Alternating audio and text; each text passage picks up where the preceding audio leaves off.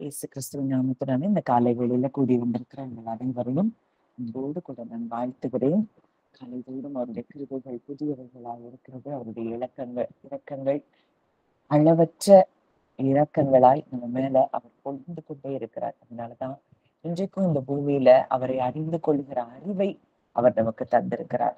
எத்தனையோ மக்கள் அவரை அறிந்து கொள்கிற இந்த அறிவை பெற்றுக்கொள்ளாததினால எப்பொழுதும் ஒரு ஸ்ட்ரெஸ்லயும் ஒரு மனதுல எப்பொழுதும் பாதிக்கப்பட்ட ஒரு சூழ்நிலையிலே வாழ்ந்து கொண்டிருக்கிற இந்த உலகத்துல நம்ம மேல அவர் வைத்த அந்த இரக்கமும் அன்பும் அவரை அறிந்து கொள்ளும்படியான ஒரு இருதயத்தை அவர் தந்திருக்கிறதை நினைத்து அந்த தேவனுக்கு நன்றி செலுத்துவோம். இந்த நாளிலும் நம்ம ஏற்கனவே ஒரு தேவனுடைய நேச்சர், அந்த கேரக்டரிஸ்டிக்ஸ் பத்தி நம்ம தியானிச்சுட்டு இருந்தோம்.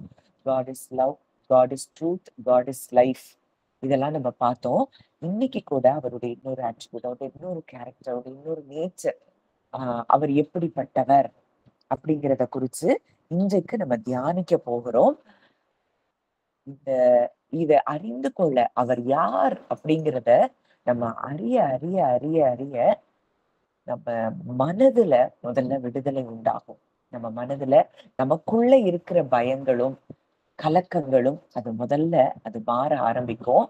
அது மாறும்போது நம்மை சுற்றி இருக்கிற சூழ்நிலைகளும் அது தானாய் மாற ஆரம்பிக்கிறத நம்ம பார்ப்போம். அப்போ இன்றைக்கும் தேவனுடைய நேச்சர் என்ன அப்படின்னு சொல்லி பார்க்கும்போது அவர் ஞானம் நிறைந்தவர். God is intelligence. அப்போ இந்த ஞானம், அவருடைய ஞானம் எப்படிப்பட்டது, அவர் எப்படி நம்ம ஒவ்வொருவருடைய வாழ்க்கையிலும் அவர் செயல்படுகிறார், அவர் யோசனையில் பெரியவர், இதெல்லாம் ஆலோசனையில் ஆச்சரியமானவர், அவர் ஞானம் நிறைந்தவர். அவருடைய ஞானத்தினால நம்ம வாழ்க்கையில இன்றைக்கு அவர் எப்படியெல்லாம் அவர் செயல்பட முடியும் அப்படிங்கிறதான் நம்ம இன்றைக்கு தியானித்து பார்க்க போகிறோம். அதற்கு ஆதாரமா முதல்ல ஒரு வசனம், ரோமர் 11:33. ரோமர் 11:33. Romans chapter 11 verse 33. தேவனுடைய ஐஸ்வர்யம், ஞானம், அறிவு என்பவைகளின் ஆழம் எவ்வளவா இருக்கிறது, அவருடைய நியாய தீர்ப்புகள் அளவிடப்படாதவைகள், அவருடைய வழிகள் ஆராயப்படாதவைகள். என்ன சொல்லியிருக்கு இந்த வார்த்தை? தேவனுடைய ஐஸ்வர்யம், ஞானம், அறிவு என்பவைகளின் ஆழம் எவ்வளவா இருக்கிறது. The depth of the riches, both of the wisdom and knowledge of God. அவருடைய ஞானம், அறிவு அது பயங்கரமான ஒரு ஆழமா இருக்குது அப்படின்னு சொல்லி இந்த வசனம் சொல்றத பார்க்கிறோம். அவருடைய நியாய தீர்ப்புகள் அளவிடப்படாதவைகள், அவருடைய வழிகள் ஆராயப்படாதவைகள். நம்ம எல்லாம் ஒரு வழியை யோசிச்சுட்டு இருப்போம், ஆனா அவருடைய வழி அது ஆராய முடியாத ஒரு வழி. அப்படிப்பட்ட வழிகளை உடைய தேவனைத்தான் நாம் ஆராதித்து கொண்டிருக்கிறோம். அப்படிப்பட்ட ஞானம், அறிவு என்பவைகளின் ஆழத்துல அவ்வளோ டெப்தா இருக்குதான் அவருடைய ஞானமும் அறிவும். அந்த தேவனை தான் நாம் ஆராதித்து கொண்டிருக்கிறோம். நம் தேவனாய் இருக்கிறார், நமக்கு தகப்பனாய் இருக்கிறார். இன்றைக்கு நாம் அவருக்கு பிள்ளைகளாய் இருக்கிறோம். இன்னைக்கு இந்த வசனத்தை முதல்ல நம்ம கொஞ்சம் தியானிச்சு பார்த்துட்டு இதுக்குள்ள இன்னும் நம்ம டீப்பரா போகும்போது நிச்சயம் இன்றைக்கும் நமக்குள்ள நம்ம பயந்துட்டு இருக்கிற சில பகுதிகள்ல இருந்து நமக்கு என்ன உண்டாகும்? விடுதலை உண்டாகும். அப்போ தேவனுடைய ஞானம், அறிவு இதை என்ன செய்ய முடியாது? அளவிடவே முடியாது. It is immeasurable, for greater than human understanding. அதாவது மனிதனுடைய புரிந்து கொள்ளுதலுக்கு அப்பாற்பட்ட அளவு அவருடைய ஞானமும் அறிவும் இருக்கிறதா. அதை அளந்தே பார்க்க முடியாதான். நீதிமொழிகள் 3:19 பார்க்கிறோம், கர்த்தர் ஞானத்தினாலே பூமியை அஸ்திபாரப்படுத்தி புத்தியினாலே வானங்களை ஸ்தாபித்தார். அவர் தன்னுடைய ஞானத்தினாலதான் இந்த பூமியையே அஸ்திபாரப்படுத்தி இருக்கிறாராம், படைத்திருக்கிறாராம். அது இங்கிலீஷ்ல எப்படி இருக்குன்னா, the Lord by wisdom founded the earth. அவருடைய ஞானத்தினாலதான் இந்த பூமியே என்ன செஞ்சிருக்கு? சிருஷ்டிக்கப்பட்டிருக்கு. அதை என்ன செஞ்சிருக்கிறாரு? அஸ்திபாரப்படுத்தி இருக்கிறார். புத்தியினாலே வானங்களை ஸ்தாபித்தார். அவருடைய புத்தியினால வானங்களை ஸ்தாபித்தாராம். இன்னைக்கு இந்த பூமியையும் வானத்தையும் பார்த்தாலே அவருடைய ஞானம் நமக்கு விளங்கும். இன்னைக்கு மனிதன் எதெல்லாம் பார்க்க ஆரம்பிச்சுட்டான்? அவனை சுற்றி நடக்கிற காரியங்கள், அவனுடைய 5 சென்சஸ் சொல்ற காரியங்கள்ல வாழ ஆரம்பிச்சதுனாலதான் தேவனுடைய ஞானம், அறிவு என்பவைகளாகிய பொக்கிஷங்களை எல்லாம் அவன் அறிந்து கொள்ள முடியல. நீங்க அவர் படைத்த பூமியையும் அவர் உண்டாக்கின, அவர் சிருஷ்டித்த வானங்களையும் பார்க்கும் பொழுதே நீங்க அவருடைய ஞானத்தையும் அறிவையும் அறிந்து கொள்ள முடியும். அதெல்லாம் இன்னும் அவருடைய கிரியேஷனை பத்தி இன்னும் நம்ம டீப்பரா நம்ம பார்ப்போம். அடுத்ததா கொலோசியர் 2:3 பார்க்கிறோம். அவருக்குள் ஞானம், அறிவு என்பவைகளாகிய பொக்கிஷங்கள் எல்லாம் அடங்கி இருக்கிறது. அவருக்குள், கிறிஸ்துவுக்குள் என்னெல்லாம் அடங்கி இருக்குதான்? ஞானம், அறிவு என்பவைகளாகிய பொக்கிஷம். அவர்தான் யாரு? ஞானம், அவர்தான் அறிவு. இது எல்லாம் அவருக்குள்ளதான் இருக்குது. இப்ப கிறிஸ்துவுக்குள்ள, இந்த கிறிஸ்துவுக்குள்ள நம்ம இருக்கிறோம்னா அவரே நமக்கு தேவ பலனும் தேவ ஞானமுமாய் இருக்கிறாராம். இன்னைக்கு எந்த சூழ்நிலைய பார்த்தாலும் நீங்க கலங்க வேண்டியதில்லை. அந்த சூழ்நிலையில உங்களுக்கு ஞானத்தையும் அறிவையும் கொடுக்கிற தேவன், ஞானத்தையும் அறிவையும் உடையவருக்குள்ள நீங்க இருக்கிறபடியினால அந்த தேவ ஞானத்துல நாமும் நிச்சயமாய் செயல்பட முடியும். In Christ are hidden all the treasures of wisdom and knowledge. இப்போ யோசேப்பினுடைய அந்த கதையை எடுத்துக்கொள்ளும் போது, அவன் வாழ்க்கையை பார்க்கும் பொழுது, அங்க யோசேப்பினுடைய சகோதரர்கள் அவனை விற்று போடுறாங்க. ஆனா அங்க எகிப்துக்கு போன பிறகு அங்க பஞ்சம் உண்டாகுது. அது எல்லாமே யோசேப்புக்கும் அங்க தீமையாதான் இருக்கு. போத்திபார் வீட்டுல அங்க பொய்யான குற்றச்சாட்டு சாட்டப்பட்டு அங்க சிறைச்சாலைக்கு போறான். அங்க சிறைச்சாலையிலயும் அங்க 2 பேருக்கு கனவுகளுக்கு அர்த்தம் சொல்றான். அந்த பானபாத்திரக்காரன் தனக்காக பேசுவான் ராஜாட்ட அப்படின்னு நினைச்சான். ஆனா எல்லாமே எப்படித்தான் இருக்கு? தீமையா இருக்கிறது போலதான் இருக்குது. ஆனால் தேவனோ அதை என்ன செய்தாராம்? நன்மையாய் முடிய பண்ணினாராம். இன்னைக்கு நம்ம போற பாதை இது எல்லாமே சில காரியங்கள் எல்லாம் தீமையா தெரியலாம். ஆனால் நிச்சயமாய் நம் தகப்பன் அதை நன்மையாக முடிய பண்ணுவார். அவருடைய ஞானம் அதை நமக்கு நன்மையாக முடிய பண்ணும் அப்படிங்கிற நம்பிக்கை நமக்கு இருக்கும். அப்படின்னா இன்னைக்கு நீங்க இந்த தீமையை பார்த்து கலங்கிட்டு இருக்க மாட்டீங்க. இதையும் என் தகப்பன் எனக்கு நன்மையாக முடிய பண்ணுவார் அப்படிங்கிற நம்பிக்கையும் விசுவாசமும் உங்களுக்குள்ள வரும். ஏசாயா 55:8-9 பார்க்கிறோம். பூமியை பார்க்கிலும் வானங்கள் எப்படி உயர்ந்திருக்கிறதோ அப்படியே உங்கள் வழிகளை பார்க்கிலும் என் வழிகளும், உங்கள் நினைவுகளை பார்க்கிலும் என் நினைவுகளும் உயர்ந்திருக்கிறது. அங்க ஆண்டவர் சொல்றாரு, அப்பா பூமியை பார்க்கிலும், பூமியில இருந்து வானம் எவ்வளவு உயரம், அத கணக்கிடவே முடியாது. அவ்வளவு உயரம். அப்படியே உங்கள் வழிகளை பார்க்கிலும், நம்ம ஒரு வழி வச்சிருப்போம், இந்த ட்ராக்ல இது இப்படி போனா இது இப்படி நடக்கும். ஆனா உங்கள் வழிகளை பார்க்கிலும் என் வழிகளும், உங்கள் நினைவுகளை பார்க்கிலும் என் நினைவுகளும் உயர்ந்திருக்கிறது. அப்போ இன்னைக்கு அவருடைய வழிகள் நம்முடைய வழிகளை பார்க்கிலும், அவருடைய நினைவுகள் நம்முடைய நினைவுகளை பார்க்கிலும் எப்படி இருக்கிறதா? உயர்ந்திருக்கிறதாம். அங்க யோபு சொல்றாரு, அங்க அங்க தொடர்ந்து யோபுனுடைய வாழ்க்கையில புயல் அடிக்குது, காற்றடிக்குது, எல்லாம் இருக்குது, எல்லாத்தையும் இழந்து போறாரு. நண்பர்கள் ஆறுதல் சொல்ல வந்த நண்பர்கள் அவருக்கு எதிராக பேசுறாங்க. அவரே பல இடங்கள்ல என்ன செய்யறாரு? தேவனுக்கு விரோதமாய் அங்க முறுமுறுக்கிற காரியங்கள் இதெல்லாம் இருக்குது. கடைசியா யோபு ஒன்ன புரிந்து கொள்கிறாரு. யோபு 42வது அதிகாரத்துல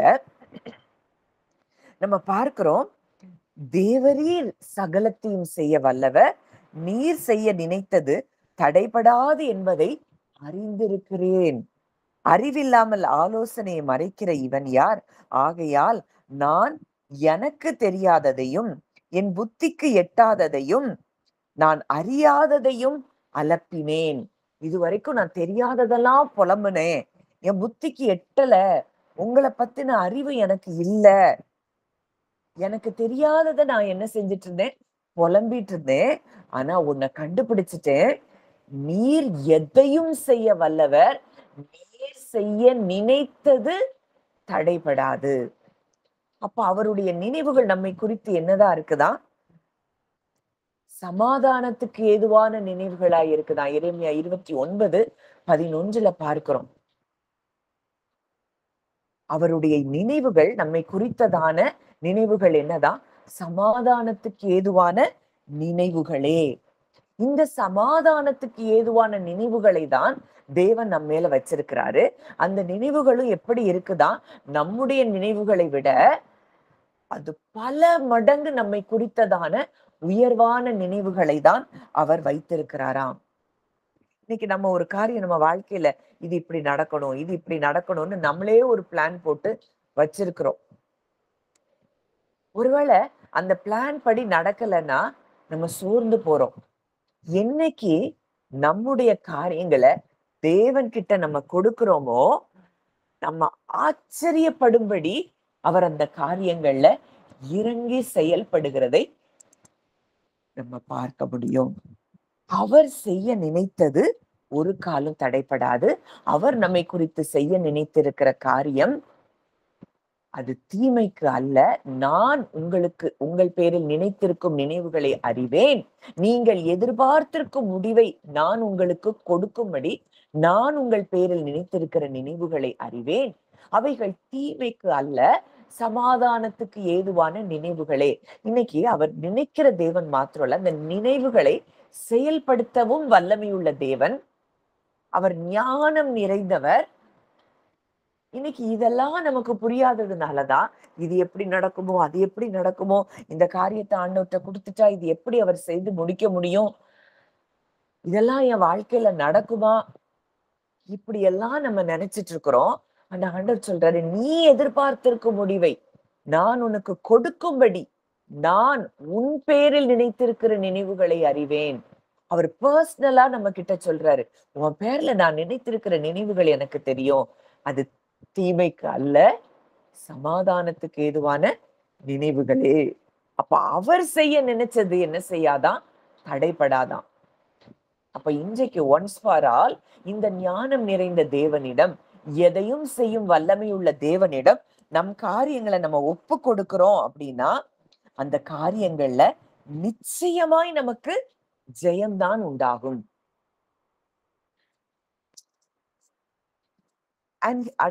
அதாவது அடுத்தது அவருடைய வழிகள்.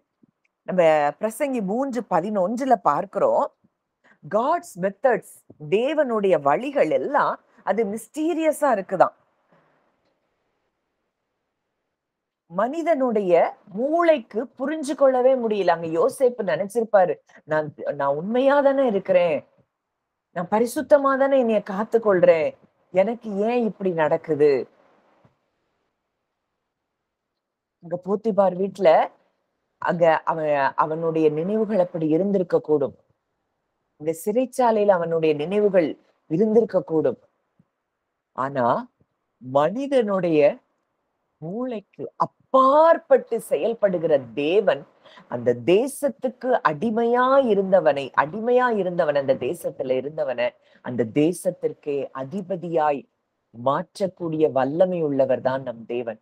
ஆடுகள் மேய்த்து கொண்டிருந்தவனை அரியணையில ஏற்ற வல்லமையும் ஞானமும் கொண்டவர் தான் நம்முடைய தேவன். இதே தேவனை தான் நாமும் ஆராதிக்கிறோம். இன்றைக்கு தகப்பனாய் நாம் அவருக்கு பிள்ளைகளாய் இருக்கிறோம்னா நம்ம மேல அவருடைய வழிகள் எவ்வளவு அது பெருசா இருக்கும். என்னுடைய பிள்ளை அப்படிங்கிற அந்த எண்ணத்துல அவர் ஒவ்வொரு விஷயத்திலையும் நமக்காக இறங்கி அவர் செயல்படுகிறார் அப்படிங்கிறத அறிந்து கொண்டோம்னா நம்ம வாழ்க்கையில பயங்களுக்கு இடமில்லை. பிரசங்கி 3:11 பார்க்கிறோம். அவர் சகலத்தையும் அதினதின் காலத்தில் நேர்த்தியாய் செய்திருக்கிறார்.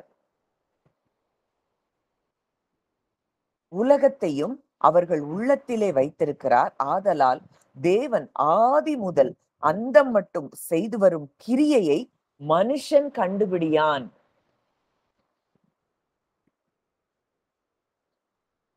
மனுஷனால அதை கண்டுபிடிக்கவே முடியாதாம்.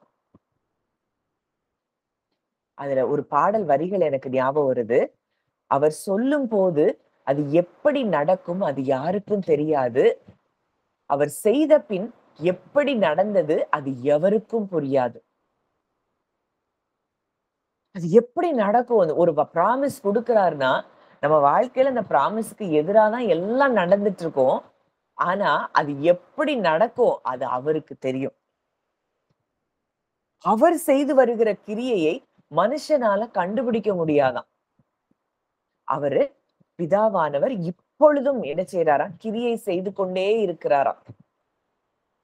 சகலத்தையும் அதினதின் காலத்தில் நேர்த்தியாய் செய்கிற தேவனை தான் நாம் ஆராதித்துக் கொண்டிருக்கிறோம். இன்னைக்கு ஒருவேளை உங்க வாழ்க்கையில சில பிரச்சனைகளுக்குள்ள குழப்பங்களுக்குள்ள இருக்கலாம். இன்னைக்கு ஒன்ஸ் ஃபார் ஆல் அவர்கிட்ட நீங்க அவ்வளோத்தையும் சரண்டர் பண்ணும்போது உங்க வாழ்க்கையில சகலத்தையும் அதினதின் காலத்தில் நேர்த்தியாய் செய்கிற தேவன் உங்க வாழ்க்கையிலையும் அப்படிப்பட்ட காரியங்களை அவர் செய்கிறார், செய்வார் அப்படிங்கிறதுல சந்தேகமே இல்லை. 1 கொரிந்தியர் 1:18 25 இப்படியாய் சொல்லுது. சிலுவையை பற்றிய உபதேசம் கெட்டு போகிறவர்களுக்கு பைத்தியமாய் இருக்கிறது, ரட்சிக்கப்படுகிற நமக்கோ அது தேவ பலனா இருக்குது. அப்போ இன்னைக்கு உலகத்துல பலருக்கு சிலுவையை பற்றிய உபதேசம் இது எப்படி இருக்குதா? உலகத்துல கெட்டு போகிறவர்களுக்கு அது பைத்தியமா இருக்குது, ரட்சிக்கப்படுகிற நமக்கோ அது தேவ பலனா இருக்குதாம். அடுத்த வசனம், ஆகிலும் யூதரானாலும் கிரேக்கரானாலும் எவர்கள் அழைக்கப்பட்டிருக்கிறார்களோ அவர்களுக்கு கிறிஸ்து தேவ பலனும் தேவ ஞானமுமாய் இருக்கிறார். அழைக்கப்பட்ட நமக்கு இன்றைக்கு கிறிஸ்துவே தேவ பலனாய் தேவ ஞானமாய் இருக்கிறார். அப்படின்னா எந்த சூழ்நிலைகளுக்கும் நீங்கள் அஞ்ச வேண்டியதில்லை, பயப்பட வேண்டியதில்லை. இந்தப்படி தேவனுடைய பைத்தியம் எனப்படுவது மனுஷருடைய ஞானத்திலும் அதிக ஞானமாய் இருக்கிறது. மனுஷன் உன்னை பைத்தியம்னு வச்சிருக்கிறான், ஆனா அது தேவனுடைய மனுஷருடைய ஞானத்திலும் அது அதிக ஞானமா இருக்குது. தேவனுடைய பலவீனம் எனப்படுவது மனுஷருடைய பலத்திலும் அதிக பலமாய் இருக்கிறது.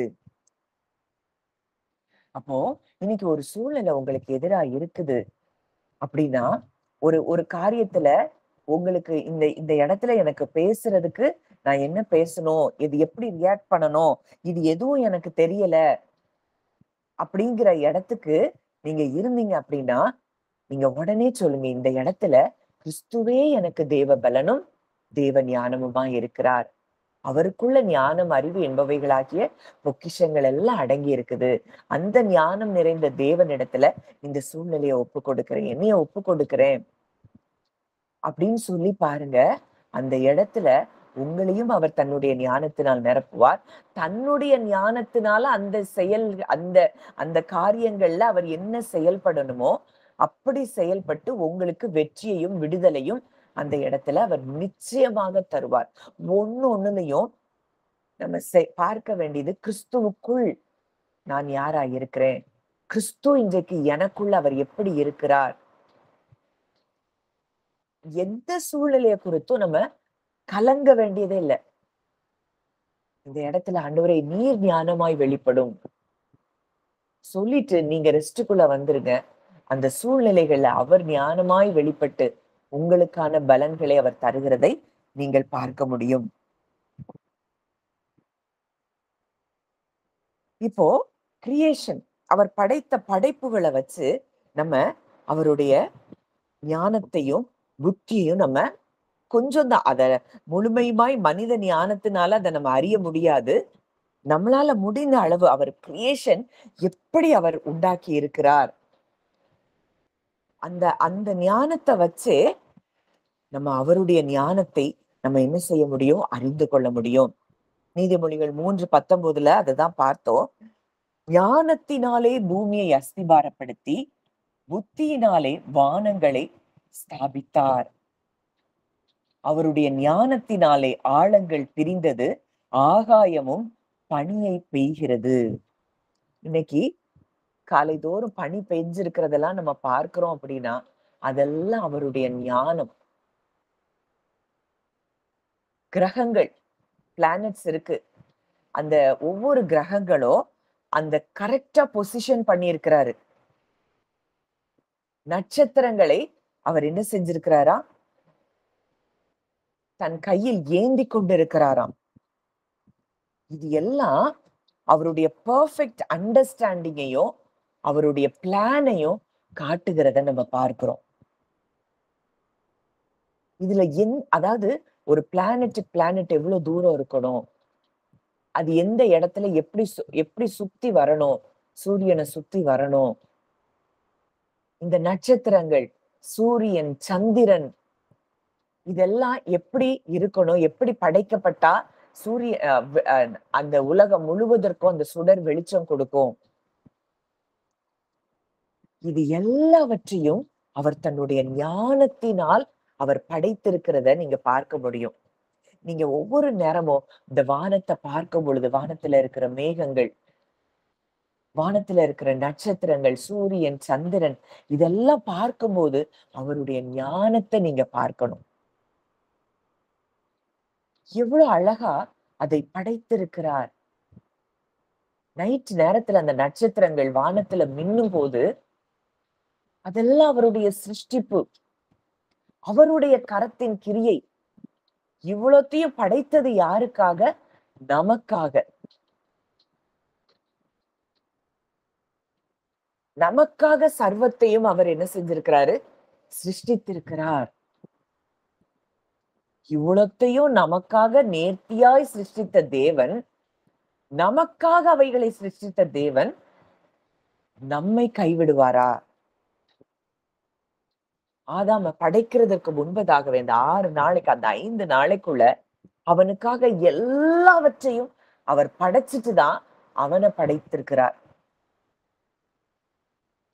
அப்போ இவ்வளத்தையும் ஞானமாய் சிருஷ்டித்த தேவன் தன் பிள்ளைக்காக, தான் உருவாக்கின தன் பிள்ளைக்காக ஞானமாய் சிருஷ்டித்த தேவன் அந்த பிள்ளைய கைவிட்டுருவாரா?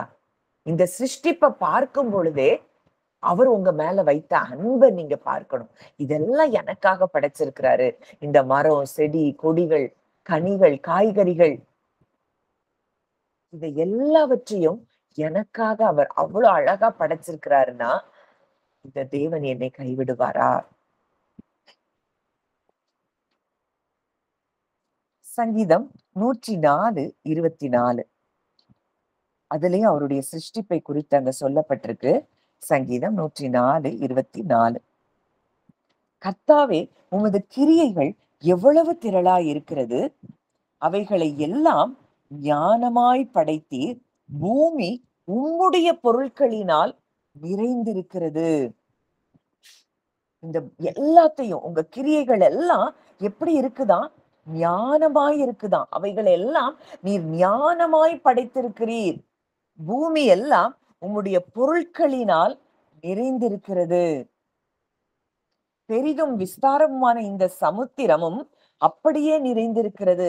அதிலே சஞ்சரிக்கும் சிறியவைகளும் பெரியவைகளுமான எண்ணிறந்த ஜீவன்கள் உண்டு. அதிலே கப்பல்கள் ஓடும். அதிலே விளையாடும்படி நீர் உண்டாக்கின திமிங்கலங்களும் உண்டு. ஏற்ற வேளையில் ஆகாரத்தை தருவீர் என்று அவைகள் எல்லாம் உம்மை நோக்கி காத்திருக்கும். நீர் கொடுக்க அவைகள் வாங்கிக் கொள்ளும். நீர் உம்முடைய கையை திறக்க அவைகள் நன்மைகளால் திருப்தியாகும்.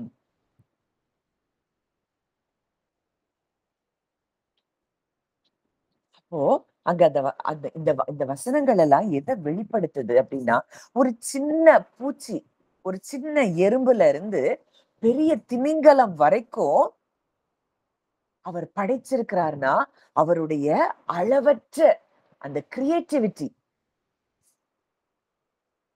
இதுதான் இன்றைக்கு மனுஷனுக்கும் கொடுத்திருக்கிறார். இந்த ஞானத்தினாலதான் மனுஷன் பல காரியங்களை இன்னைக்கு பூமியில கண்டுபிடித்துக் கொண்டிருக்கிறான். அவருடைய ஞானத்தையும் அவருடைய படைப்புல இருந்து நம்ம என்ன செய்ய முடியும்? பார்க்க முடியும். ஒரு குட்டி எறும்பு, ஒரு சின்ன செலந்தி பூச்சி. எல்லாம் நீதிமொழிகள்ல அழகா எழுதுறாரு. இந்த எறும்புக்கு இந்த ஞானம் எங்க இருந்து வந்தது? அதோட குட்டி தலையில அதுக்கு ஒரு ஞானம். அது கோடை காலத்துல தனக்கு வேண்டியதெல்லாம் அது என்ன செய்யுதான்? சேர்த்து வைக்குதாம். இந்த ஞானம்லாம் எங்க இருந்து வந்தது? இந்த சிலந்தி அழகா அது என்ன செய்யுது? வலைய பின்றத நம்ம பார்க்கிறோம். பறவைகள் அது கூடுகளை கட்டும்போது அந்த டிஸ்கவரி நேஷனல் ஜியோகிராபி சேனல்ல எல்லாம் பார்க்கும்போது ஒவ்வொரு பறவைகளும் அதோடைய வித்தியாசமா அது கூடுகளை கட்டுது. இதுக்கு அத்தனோண்டு தலைக்குள்ள அப்படி ஒரு ஞானம். அதுல சில காரியங்கள்லாம் அங்க நான் பார்க்கும்போது வேடிக்கையா இருக்குது. ஒரு ஒரு ஒரு ஒரு பறவை அதுக்கு ஆண் பறவை தான் கூடு கட்டுமா. அந்த ஆண் பறவை கூடு கட்டிட்டு அந்த ஜோடி பறவைய கூட்டிட்டு வந்து அத கூட காட்டுமா. அந்த பெண்ணுக்கு அந்த அந்த கூடு பிடிக்கலன்னா அது திருப்பி அந்த கூட மாற்றி கட்டுமா. அது எப்போ அந்த ஆண் பறவை அந்த கூட சரியா கட்டி இருக்குதோ அப்பதான் அந்த பெண் பறவை அங்க வந்து தங்குமா. இதெல்லாம் இந்த ஞானம் அறிவெல்லாம் எங்க இருந்து அந்த பறவைகளுக்கு வந்தது?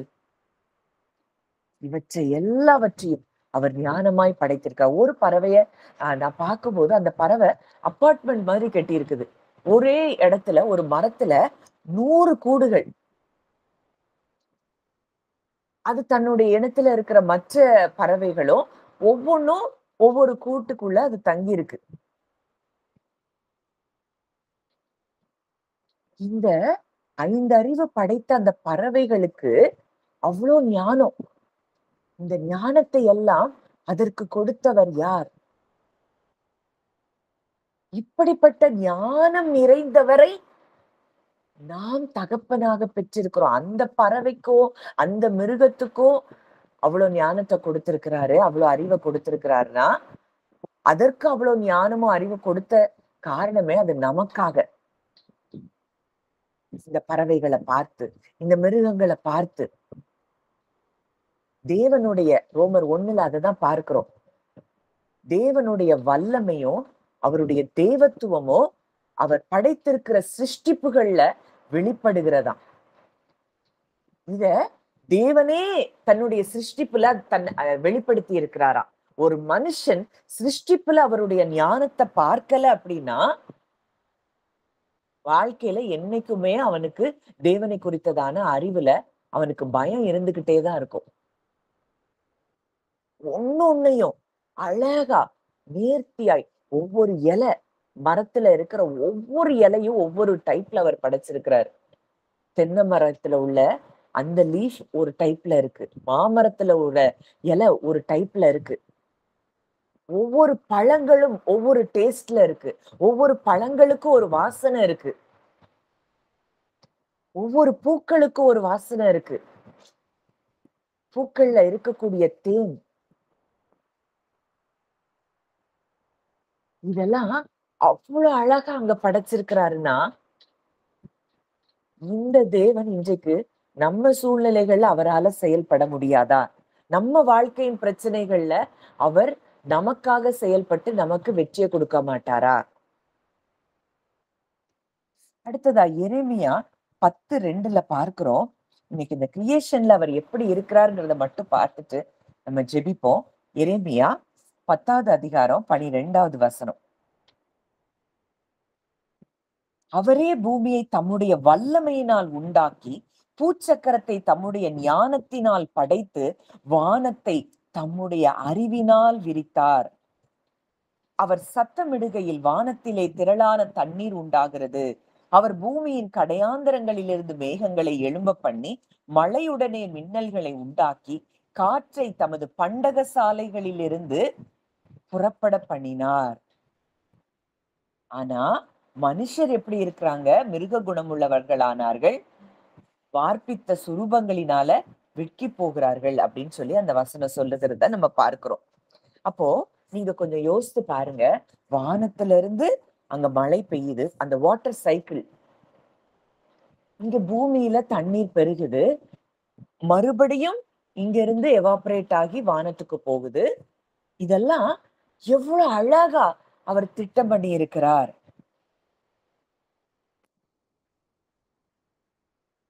இந்த பூமி தன்னைத்தானே சுற்றுகிறதுனாலதான் ஒவ்வொரு நாளும் இரவும் பகலும் நமக்கு உண்டாகுது. பூமி சுற்றி சூரியனை சுற்றி வருகிறதுனாலதான் சீசன்ஸ் மாறுது. மழைக்காலம், வெயில் காலம், அந்த ஆட்டம், ஸ்பிரிங், மான்சூன், எல்லா காற்று காலம் எல்லாமே நமக்கு வருது அப்படின்னா இது எல்லாம் அவருடைய படைப்பு. இது எல்லாம் இப்படி காலங்கள் நமக்கு இருக்கிறதுனாலதான் இன்னும் இந்த பூமியில ஜீவராசிகளாய் வாழ்ந்து கொண்டிருக்கிறோம். இத புரிஞ்சுட்டோம், அவருடைய சிருஷ்டிப்புல இருக்கிற ஞானத்தை நம்ம அறிஞ்சிட்டோம் அப்படின்னாலே நம்ம அவரை விட்டு எங்கேயுமே போக மாட்டோம். அந்த பூக்கள்ல ஒவ்வொரு நிறங்கள், அதனாலதான் இயேசு சொல்றாரு, ஆகாயத்து பட்சிகளை கவனித்து பாருங்கள். அடுத்ததா பூக்கள், அதை பார்த்து சாலமோனுக்கு அந்த காட்டு புல்லுக்கு இவ்விதமாய் உடுத்துவிக்கிறார். சாலமோன் உடுத்தி இருந்ததை விட அது அழகா உடுத்தி இருக்கு. அந்த ரோசஸ் பாருங்க, ஒண்ணு என்ன கலர்ஸ், எத்தனை வெரைட்டிஸ். இதெல்லாம் பார்க்கும் பொழுதே தேவன் நம்ம கூட இருக்கிறாருங்கிறத நம்ம அறியணும். அவர் வல்லமை உள்ளவர். அவருடைய நித்திய வல்லமையும் அவருடைய தேவத்துவமும் இந்த சிருஷ்டிப்புல நம்ம ஒவ்வொரு நாளும் பார்க்கும் பொழுது நம்ம வாழ்க்கையில எந்த காரியத்தை குறித்தும் நாம் கலங்க மாட்டோம். இன்னைக்கு இது ஒவ்வொன்னையும் குறிச்சு நம்ம பிசிக்கல் சென்சஸ்லயே வாழ்ந்துட்டு இருக்கிறதுனாலதான் நமக்கு பயமும் கவலையும் நம்மை மேற்கொள்ளுகிறத நம்ம பார்க்கிறோம். இதெல்லாம் நேச்சரா அவர் எப்படி படைச்சிருக்கிறாரு அப்படிங்கிறதெல்லாம் பார்த்தோம். அடுத்ததா ரொம்ப முக்கியம், நம்ம ஏற்கனவே இதை குறிச்சு தியானித்தா கூட இன்றைக்கு ஆழமாய் நம்ம தியானித்து பார்ப்போம். சங்கீதம் 139 13, 14. நான் பிரமிக்கத்தக்க நீர் என்னை என் தாயின் கர்ப்பத்தில் என்னை காப்பாற்றினீர். நான் பிரமிக்கத்தக்க அதிசயமாய் உண்டாக்கப்பட்டபடியால் உம்மை துதிப்பேன். உமது கிரியைகள் அதிசயமானவைகள், அது என் ஆத்துமாவுக்கு நன்றாய் தெரியும். அப்போ இன்னைக்கு இந்த ஹியூமன் டிஎன்ஏ இதோடைய டெவலப்மெண்ட், ஒரு தாயின் வயிற்றுல ஒரு சின்ன ஒரு டாட்டா தான் ஒரு குழந்தை உருவாகுது. ஒவ்வொரு ஆர்கன், ஒவ்வொரு system, digestive system, respiratory system, எத்தனை சிஸ்டம் நம்ம பாடியில இருக்கு. இந்த ஒவ்வொரு சிஸ்டமும் அது எப்படி செயல்படுது, நம்ம சாப்பிட்ட பிறகு நம்ம சாப்பிடுறது வரைக்கும், தொண்டை வரைக்கும் தான், நம்ம சாப்பிட்டு முழுங்குற வரைக்கும் தான் நம்ம வேலை. அதுக்கப்புறம் அது உள்ள போய் அங்க டைஜஷன்ல என்னெல்லாம் நடக்கு, இது ஏதாவது நம்ம ஆராய்ந்து பார்த்திருக்கிறோமா? அங்க என்னென்ன ஆசிட் சுரக்குது, நம்ம சாப்பிடுற சாப்பாடை டைஜஸ்ட் பண்ணும்படியா என்னென்ன காரியங்கள் நம்ம ஸ்டொமக்ல நடக்குது. இதுல அந்த நம்ம சாப்பிட்ட ஆகாரத்துல இருந்து நமக்கு தேவையான சத்துக்கள் நம்ம ரத்தத்துல கலந்து, அந்த ரத்தம் நம்முடைய சரீரத்துல எல்லா பகுதிகள்லயும் ஓடுகுது. இதுல தேவையில்லாத வேஸ்ட் எல்லாம் வெளியே வருது. எவ்வளவு அழகா அவர் நம்மை சிருஷ்டித்திருக்கிறார். நம்ம இருதயம், நம்ம இன்னைக்கு காலையில எழும்பி இருக்கிறோம், காலையில எழும்பின உடனே நம்ம இருதயத்தை பார்த்து, இன்னைக்கு இருதயமே நீ இன்னைக்கு இப்போ இருந்து நீ துடிக்க ஆரம்பிக்கணும். லெட் மை ஹார்ட் பீட் அப்படின்னா சொல்றோம். அது அது தூங்குனாலும் இருதயம் துடிச்சிட்டு தான் இருக்கு. தூங்குனாலும் நம்ம சுவாசிச்சுட்டு தான் இருக்கிறோம். இதெல்லாம் இன்வாலண்டரியா நடக்கிறத நம்ம பார்க்கிறோம். நம்ம செயல் எதுவுமே இல்ல. நமக்கு ஜீவனையும் சுவாசத்தையும் கொடுக்கிற அவர், கொடுத்திருக்கிற அவர், அவருடைய செயலினாலதான் இதெல்லாம் நடக்குது. இப்ப நான் இத பேசிட்டு இருக்கேன். நான் பேசுறது உங்க இருதயத்துக்குள்ள, உங்க சிந்தனைகளுக்குள்ள போய் நீங்க அதெல்லாம் கற்பனை பண்ணி பாக்குறீங்க. அது உங்க இருதயத்துக்குள்ள போகுது. அது உங்க நினைவுகள்ல ரெக்கார்ட் ஆகுது. நான் பேசுகிற இந்த சத்தம் உங்களுக்குள்ள எவ்வளவு வேலை அங்க நடப்பிக்குது.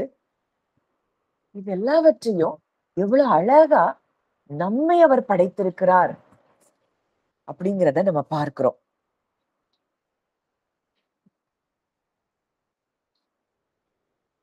நம்ம படைச்சது மாத்திரம் இல்ல. இன்னைக்கு பெர்ஃபெக்ட் டிஸ்டன்ஸ்ல இப்ப சூரியன் கொஞ்சம் நம்ம பக்கத்துல நெருங்கி இருந்ததுன்னா நம்மளால இந்த பூமியில வாழவே முடியாது. இந்த அட்மாஸ்பியர், இந்த எக்கோசிஸ்டம், இது எல்லாமே ஒரு பர்பஸ்ஃபுல்லா அத அழகா அவர் டிசைன் பண்ணியிருக்கிறத பார்க்கிறோம். சன்னுக்கு பக்கத்துல யாருமே போக முடியாது. ஆனா அந்த சன் நமக்கு தேவை, அந்த சூரியன் நமக்கு தேவை. அதை எந்த டிஸ்டன்ஸ்ல வச்சா இந்த பூமியில இருக்கிற ஜீவன்கள் வாழ முடியும் அப்படிங்கிறத தன்னுடைய ஞானத்தினால் நம்ம இன்னைக்கு நினைக்கிறோம். இன்னைக்கு இன்னைக்கு ஏஐ வந்துருச்சு, அது வந்துருச்சு, இதெல்லாம் எவ்வளவு ஞானமா செயல்படுது, ஞானமா இருக்கு அப்படிலாம் நம்ம யோசிக்கிறோம். இதெல்லாம் மனுஷன் கண்டுபிடிச்சது.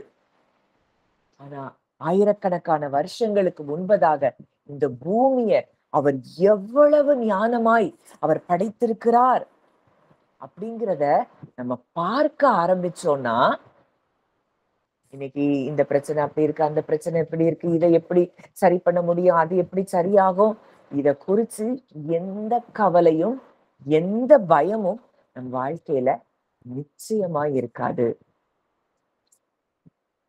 இவ்வளோ ஞானம் நிறைந்த தேவன் என் கூட இருக்கிறாரு. அவருக்கு இது லேசான காரியம். நம்ம பாட்டு படிக்கிறோம். மண்ணை பிசைந்து மனிதனை படைப்பது லேசான காரியம். மண்ணான மனுவுக்கு மன்னாவை தருவதும் லேசான காரியமா? எனக்கு அந்த பாட்டு தான் ஞாபகத்துக்கு வருது. லேசான காரியம். அவருக்கு எல்லாமே எப்படியா? லேசான காரியம். எதுவும் அவருக்கு என்ன கிடையாது? கடினம் கிடையாது.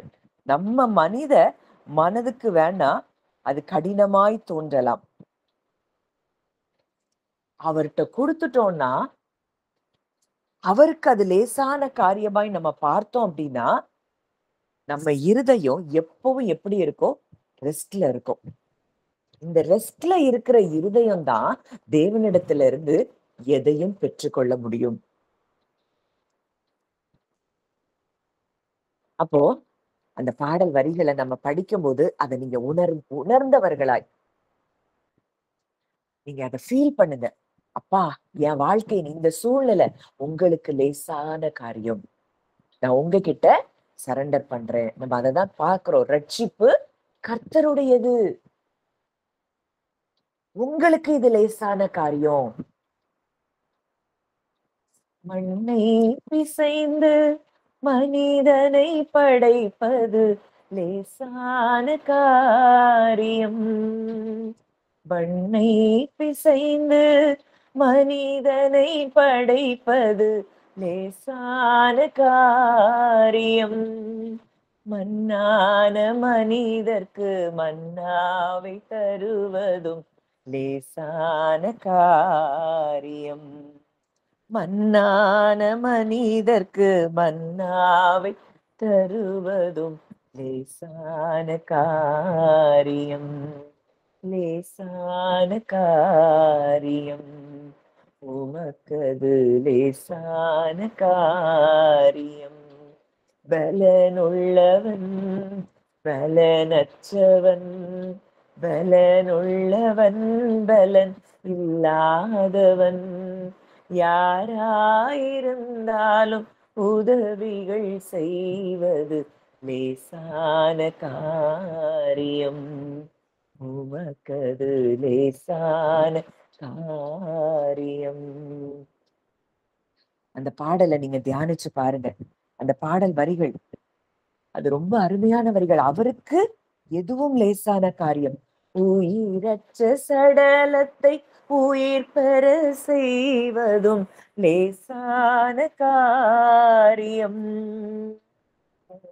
உயிரற்ற சடலத்தை உயிர் பெற செய்வதும் லேசான காரியம்.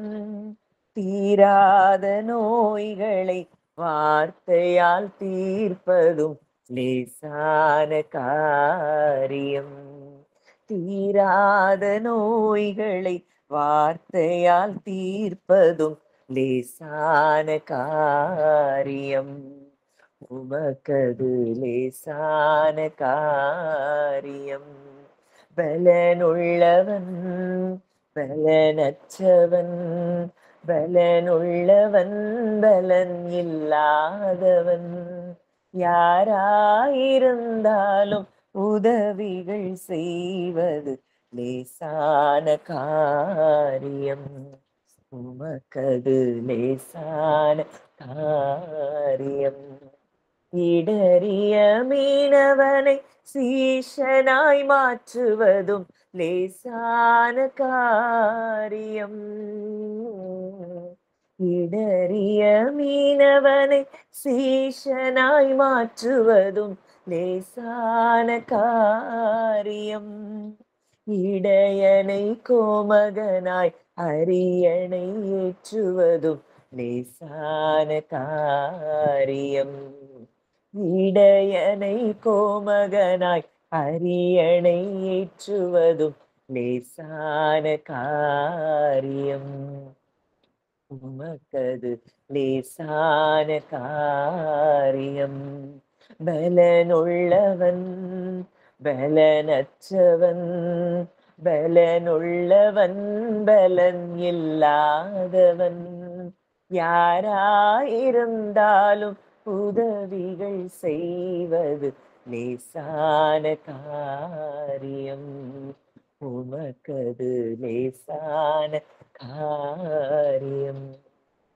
அவருக்கு எதுவும் லேசான காரியம். இன்னைக்கு உங்க வாழ்க்கையில பயந்து கொண்டிருக்கிற காரியங்கள், கலங்கி கொண்டிருக்கிற விஷயங்கள், நெடுங்காலமாய் ஜெபித்து கொண்டு நடக்கலையேன்னு நினைக்கிற காரியங்கள் எல்லாவற்றையும் செய்வது அவருக்கு லேசான காரியம். அந்த லேசான காரியமாய் அவர் பார்க்கிற அவரிடத்துல நம்ம வாழ்க்கைய, நம்முடைய சூழ்நிலைகளை அந்த ஞானம் நிறைந்த தேவனிடத்துல, அறிவு நிறைந்த அந்த தேவனிடத்துல நம்முடைய காரியங்களை நம்ம ஒப்பு கொடுப்போம். வாழ்க்கையில எல்லா பகுதிகளிலும் ஜெயங்களை பெறுகிறதை நம்ம பார்க்க முடியும். ஜெபிக்கலாம். நல்ல தகப்பனே, நன்றியோடு உம்மை துதிக்கிறோம், ஸ்தோத்தரிக்கிறோம் அப்பா. இந்த நல்ல நாளிலும் எங்களோடு கூட இடைப்பட்ட உங்களுடைய வார்த்தைகளுக்காக நாங்கள் நன்றி செலுத்துகிறோம். ரீபால ஹாஷல பிரெக்கேதி பலு ரீபலீஷோ ரூதலா லேபல் ஹெஷல பிரெக்கேதி ஹலூஷ ரூரபா ரெக்கல் லிக்கல் மஷ்லேஹி தில்க்ரோஷு ரபூதலா. அப்பா, இந்த காலை வேளையில இங்க வந்திருக்கிற ஒவ்வொருவருடைய இருதயத்தையும் நீர் அறிந்திருக்கிறீரப்பா. நான் என்னுடைய ஆவியில பார்க்கிற இதுல வந்திருக்கிற சிலருடைய இருதயம் அது ரொம்ப பேர்டன்டா இருக்கு, பாரம் நிறைந்த இருதயமா இருக்கிறத நான் பார்க்கிறேன். அப்பா சொல்றாரு, மகளே, என் மேல உன் பாரத்தை வச்சிரு,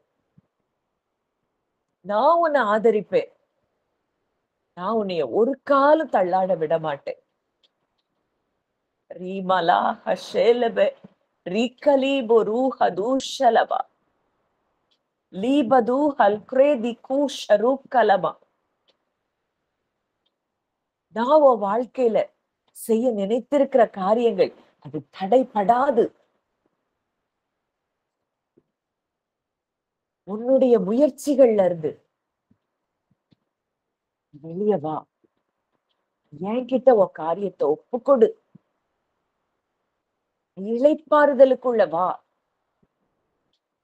இதுதான் இந்த காலை வேளையில தேவனுடைய சத்தமா இருக்கிறது. அப்பா அப்படின்னு கூப்பிடுற புத்திர சுவிகாரத்தின் ஆவியை நான் உனக்கு கொடுத்திருக்கிறேன். நீ என் பிள்ளை. என் பிள்ளையாகிய உனக்கு நான் எதை செய்யாமல் இருப்பேன்? உன்னை குறிச்சு நீ நினைச்சிருக்கிறத காட்டிலும் நான் உன்னை குறிச்சு நினைச்சிருக்கிற நினைவுகள் அது மேலானவைகள், அது பெரிதானவைகள். அந்த நினைவுகளை தான் நான் உன் மேல வச்சிருக்கிறேன். உன் வாழ்க்கையில ஒரு குறைவும் இருக்காது. சிங்க குட்டிகள் தாழ்ச்சி அடைந்து பட்டினியா இருக்கும் கர்த்தரை தேடுகிறவர்களுக்கோ ஒரு நன்மையும் குறைவுபடாது. இந்த காலை வேளையில நீ என்ன தேடி வந்திருக்கிறனா உன் வாழ்க்கையில ஒன்றும் குறைவுபடாது.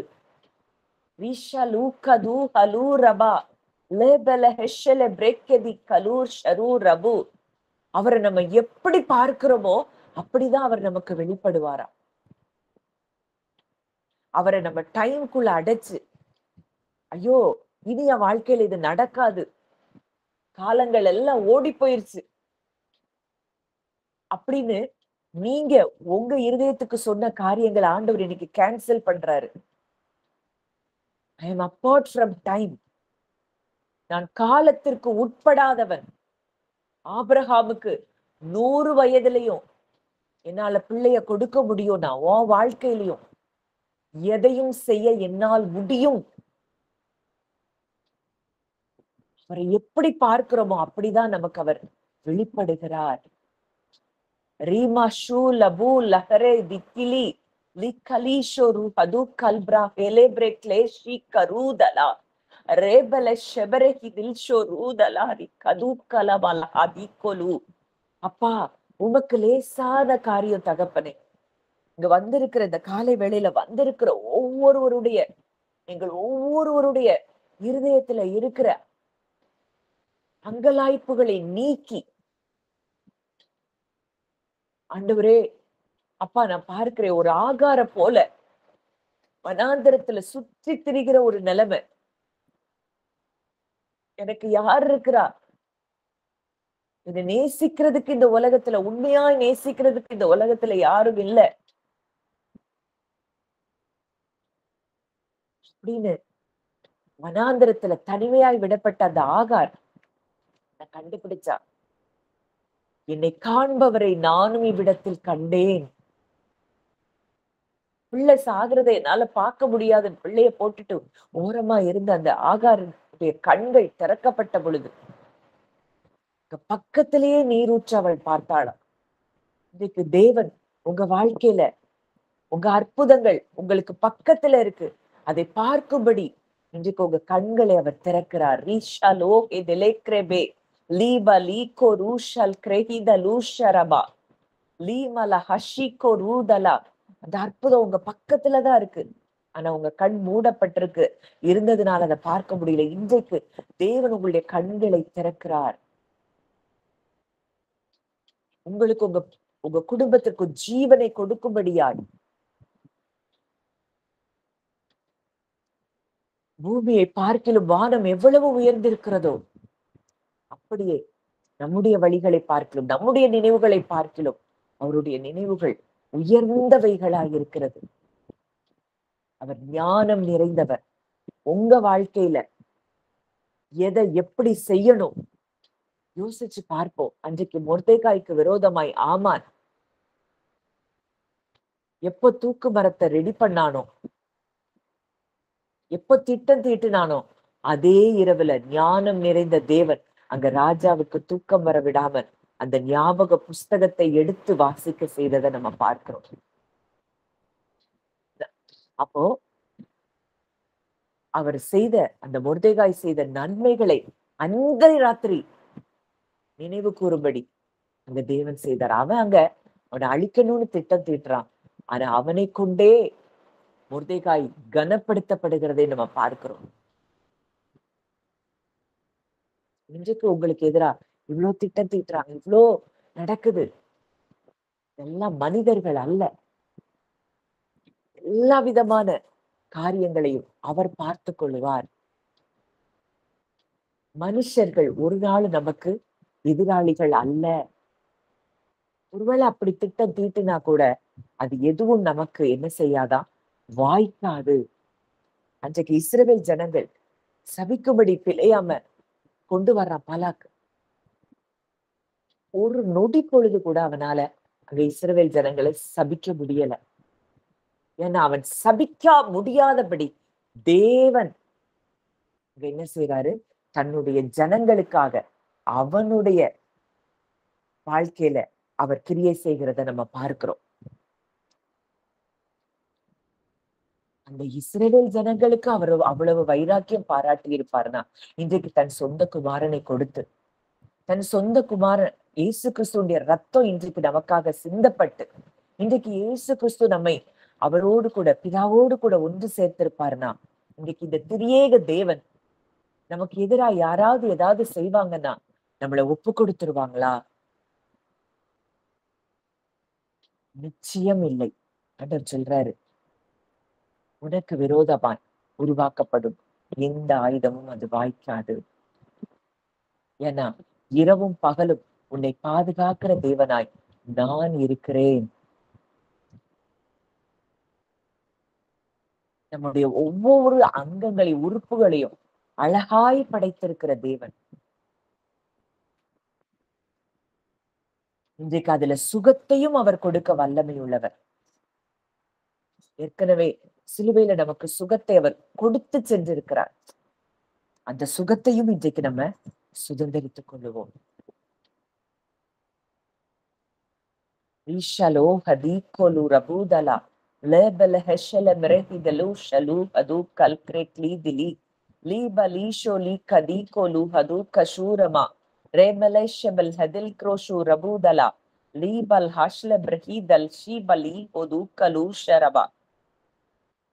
அப்பா, வந்திருக்கிற ஒவ்வொருவரும் மேலையும் உங்களுடைய கரம் வைக்கப்பட்டிருக்கிறத நான் பார்க்கிறேன்.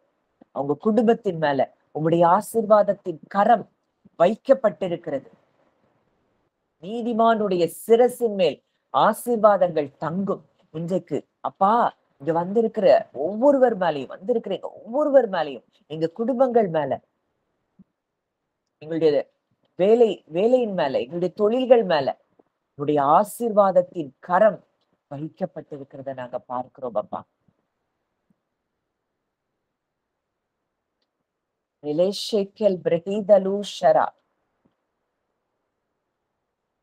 நல்ல ஆவி அப்பா, எங்களை சென்னையாய் வழி நடத்துகிறதற்காக நன்றி செலுத்துகிறோம் தகப்பனே. அப்பா, இங்க வந்த ஒவ்வொருவரும் உங்களுடைய ஞானத்தின் ஆழத்தை ஒவ்வொரு நாளும் அறிந்து கொள்ள, காணப்படாத உங்களுடைய நித்திய வல்லமை தேவத்துவம் உங்களுடைய சிருஷ்டிப்புல நாங்க பார்க்க முடியும்பா.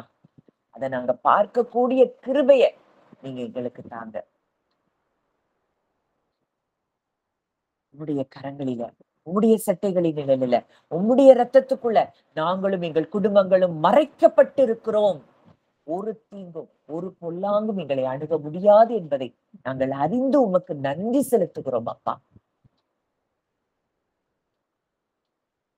லாஜிக்கல் திங்கிங் டோட்டலா எங்க மைண்ட விட்டு நாங்க அதை வேரோடு புடுங்கி கட்டி பாதாளத்துக்குள்ள போடுறோம்ப்பா. இந்த குடும்பங்கள்ல இயேசுவின் நாமத்தினாலே நான் விடுதலைய பேசுறேன், சுகத்தை பேசுறேன், சமாதானத்தை பேசுறேன், சந்தோஷத்தையும் அன்பையும் ஒரு மனதையும் நான் பேசுறேன்ப்பா. தகப்பன், அப்படியே எங்களை பாதுகாத்து அரவணைத்து உங்களுடைய வார்த்தையினால் எங்களை பலப்படுத்தின கிருபைக்காக நாங்கள் நன்றி செலுத்துகிறோம். முற்றிலுமா வந்த ஒவ்வொருவரையும் உங்களுடைய பிள்ளையா நான் பிளஸ் பண்றேன். ஷாலோம், அவங்க வாழ்க்கையில ஷாலோம் பேசுறேன்ப்பா. சமாதானம் எல்லா பகுதிகளையும் வாழ்க்கையில ஒரு முழுமை இதை நான் பேசுறேன். கர்த்தர் அப்படியே நீர் ஆசீர்வதிக்கிறதற்காக நன்றி செலுத்துகிறோம். துதி கன மகிமை யாவையும் இயேசு ஒருவருக்கே செலுத்துகிறோம். கர்த்தர் மீட்பருமாகிய இயேசுவின் மூலம் கேட்கிறோம் ஜீவனுள்ள நல்ல பிதாவே.